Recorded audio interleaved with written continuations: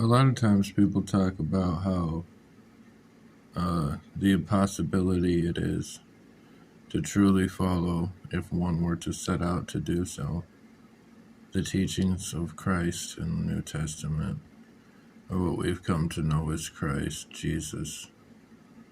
That his teachings are extreme on the one hand and overly lax on the other hand. One of the things that's missing is that Jesus, Yeshua, above all, was a sword, just as he himself had said, I come not to bring peace but a sword, meaning division. That through this division of the illusion, union might be achieved of the original kind which brought forth the world to begin with. This was the thing that Christ was talking about, the Christ consciousness that was in that man, Yeshua. And that's what he was trying to communicate, of course, to the world of his. I can't even imagine.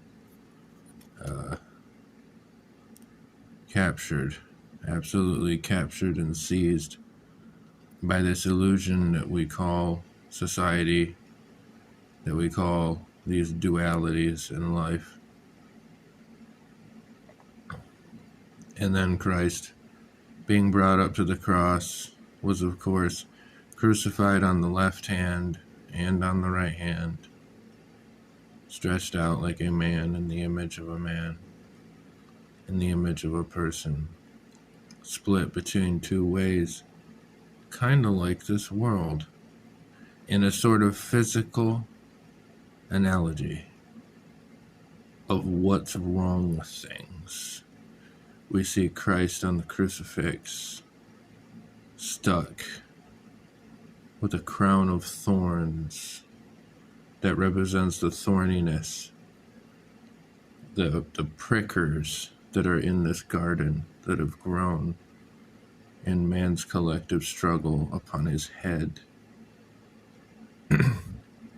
Looking at it in this way, the scourge of Christ checks out, is the best I could say. It checks out.